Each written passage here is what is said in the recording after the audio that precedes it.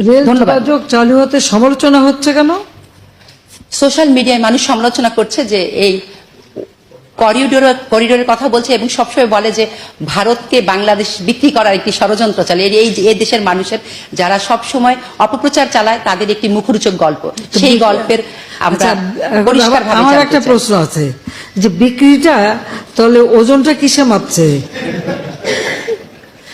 কোনো কিছু বিক্রি হলে তো ওজন মাপা হয় না। এখন তো অবশ্যই ইলেকট্রনিক মেশিন আছে, আগে তো দাড়ি পাল্লায় হতো, তো কিসে মেপে বিক্রি হচ্ছে আর বিক্রিটা হয় কিভাবে?